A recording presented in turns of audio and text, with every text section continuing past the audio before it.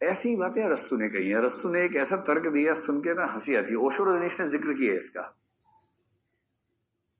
अरस्तु बड़ा तार्किक आदमी था, पता नहीं उस दिन उसने भांग वांग खाई थी शायद। उसने कहा कि औरतों में दिमाग पुरुषों से कम होता है। अभी भांग नहीं खाई है, अभी इसके बाद खाएगा।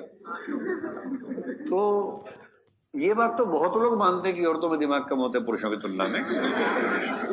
मैं ये नहीं कह रहा कि सही बात है, मैं कह रहा हूं ऐसा कई लोग मानते हैं। अरस्तु अकेला नहीं है, ऐसा बहुत लोग मानते हैं। मैं तो नहीं मानता हूं। किसी ने मुझसे पूछा कि आप भी मानते हैं, मैं नहीं मानता हूं। मैं ये जरूर मानता हूं इंटेलिजेंस के अध्ययन के आधार पर कि पुरुषों और स्त्रियों का दिमाग एक जैसा नहीं होता है, उसकी नेचर में अंतर होता है। आप लोग हंस तो रहे पर आपको पता नहीं आप क्यों हंस रहे हैं। अब सोचने कुछ तो गड़बड़ बात बोली है इसने, समझ तो नहीं पर हंस लेते हैं। और हंसना अच्छी बात है, तो मैं मना भी नहीं करूंगा, हंस लीजिए, क्या दिक्कत है। पर समझ के हंसोगे तो और अच्छा लगेगा। तो ऐसा माना जाता है कि कुछ मामलों में पुरुष का दिमाग सामान्यतः ज्यादा तेज होता है, जैसे स्पेशियल इंटेलिजेंस के मामले में। स्पेशियल का मतलब है स्थान संबंधी जो बुद्धिमत्ता है। कोलंबस बनना हो, वास्को डी गामा बनना हो, रास्ते ढूंढने हो, तो जनरली मानते हैं कि पुरुष का दिमाग बेहतर काम करता है। कोई तकनीकी काम करना हो, मशीनी काम करना हो, मशीन चलानी हो, उन सब में सामान्यतः पुरुष का दिमाग जल्दी काम करता है। और कुछ कामों में महिलाओं का दिमाग जितना काम करता है, पुरुष कुछ भी खाली नहीं कर पाता। जैसे मल्टीटास्किंग में बहुत सारी चीजें एक साथ करनी है, पुरुष का दिमाग चलता है पाइपलाइन प्रोसेसिंग में, एक टाइम पे एक काम, दूसरा इधर। जैसे घोड़े के इधर बांध देते हैं, एकदम सीधा देखता हुआ चलता है, उसको दिखता ही नहीं है कुछ। तो पुरुष है बेसिकली घोड़ा, एक टाइम पे एक काम ठीक से कर लेता है। महिलाएं, अपनी मम्मी का सोचिए जरा, सुबह 5 बजे उठेंगी सबसे पहले, जब छोटे बच्चे थे स्कूल में तो की बात कर रहा हूं, और 5 से 8 के बीच में उनको दुनिया भर के काम निपटा लेने हैं। सबका नाश्ता बनाना, सबको टिफिन पैक करना। इधर पापा जी उठेंगे, साहब चाय पिलाओ मुझे गरम गरम, वो बेचारे 2 घंटे पहले से उठी हुई चाय पिला रही है। दादाजी को कुछ और पीना है, दादी माँ को कुछ और पीना है, इनको दवाई देनी, इनको ये देना है। बच्चा उठ गया, बच्चे को दूध की बोतल देने के लिए, बेटा सबके खाने बनेंगे, सबके पैक होंगे खाना, सबकी चॉइस भी अलग अलग है, मुझे ये देना, मुझे वो देना। और ये सब एक साथ साध लेना।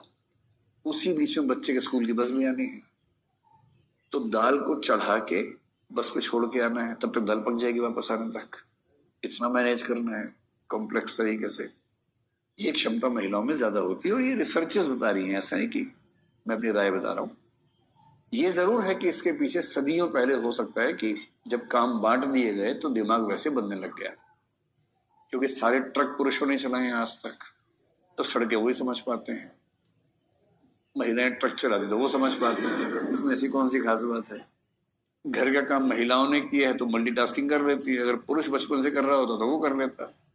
पर जनरली ऐसा देखा जाता है कि पुरुषों और महिलाओं में, ये तो कहना मुश्किल है कौन ज्यादा इंटेलिजेंट है, लेकिन इंटेलिजेंस की नेचर में अंतर दिखता है कि कुछ चीजों में पुरुष बेहतर है, कुछ महिलाएं। अब एक रिसर्च आई है, एग्जैक्ट नंबर में ध्यान नहीं कर पा रहा हूं। पुरुष की आंख में जितने रंग देखने के लिए न्यूरॉन्स हैं, महिला की आंख में उससे डबल है। और संख्या मोटा मोटा मान लीजिए 5 लाख रंग पुरुष देख सकता है और महिला 10 लाख रंग देख सकती है। और ये आंखों में जो न्यूरॉन्स है उन्हीं में अंतर है। 5 लाख मतलब बहुत माइन्यूट डिफरेंसेस करेंगे तो पुरुष अधिकतम 5 लाख के आसपास की संख्या मैंने पढ़ी कुछ दिन पहले, इतने रंग देख सकता है। एग्जैक्ट नंबर नहीं पता मुझे, न्यूरॉन्स मतलब डबल का अंतर है। और इसलिए आप देखेंगे पुरुष जब कपड़ा खरीदने जाता है और जब महिला जाती है, आप उसमें अंतर देखिए। अब महिला को तनाव है कि भैया ये जो लाल है ना, इससे थोड़ा कम लाल दिखाओ, और पुरुष समझ ही नहीं पा रहा क्योंकि बेच हो रहा है, उसने 2 लाल दिखाए। महिला कह रही है कि इससे थोड़ा कम, इससे थोड़ा ज्यादा, और वो कह रहे बहन जी एक ही तो है ये, क्योंकि उसके न्यूरॉन्स काम ही कर रहे हैं वहां पर बेचारे के। इसलिए महिलाओं के विज्ञापन आते हैं, मेरे वाला नीला, मेरे वाला गुलाबी, मेरे वाला पीला। और आदमी का ये होता है, गया दुकान पर 2 कमीज देखी, ली, चलो यार इतना क्या सोचना है। तो एस्थेटिक इंटेलिजेंस महिलाओं में ज्यादा, पुरुषों में कम है। खैर ये तो हुई आज की बात। अरस्तु कह रहा है महिलाओं में दिमाग कम होता है क्योंकि महिलाओं में दांत कम होते हैं। तो उसने कहा महिलाओं के दांत कम होते हैं। मेरे ख्याल से उसकी पत्नी या उसके घर में जो और महिलाएं थी उनके दांत कम रहे, टूट गए होंगे कभी झगड़े वगड़े में, उसको नहीं पता होगा कहाँ तोड़ गई हैं। तो उसके मन में बात बैठ गई कि महिलाओं में दांत, ये बात ओशो रजनीश ने कही है, मेरे पास सोर्स वही है, मुझे नहीं पता एग्जैक्टली ये बात कही गई कि नहीं, लेकिन ओशो रजनीश ने इसका जिक्र किया है। अब उसका जलवा इतना था, मैंने बताया था हिंदी क्लास में बताया होगा कि अरस्तु के मरने के 1800 साल के बाद पहली बार साबित हुआ कि नहीं दांत बराबर होते हैं। 1800 में नहीं, शायद 2000 साल के बाद किसी की हिम्मत नहीं पड़ी कि अरस्तु झूठ नहीं बोल सकता भाई। एक दो लोगों को संदेह हुआ, उन्होंने अपनी बहन या माँ या पत्नी के दांत गिने के मुंह ऐसे गिने, यार उतने ही तुम्हारे 32 ही लग रहे हैं, मेरे 32 है। किसी को बोला कि जी हमारे घर में मैंने गिने 32 ही होते हैं। लोगों ने क्या समझा, तेरे घर की औरतों के दांत ज्यादा हैं, एबनॉर्मल है वो औरतें, सही कम होते हैं, अरस्तु ने कहा है। तो उसने कहा हाँ अरस्तु ठीक है सर, मेरे घर की औरतें ही खराब हैं, इनके दांत ज्यादा हो गए। इतना भरोसा था अरस्तु के ऊपर, और उसने ऐसी ऐसी बातें बोल दी कुछ मामलों में। तो महिलाओं को मनुष्य का दर्जा भी देता है। प्लेटो ने 4 कथन बोले थे।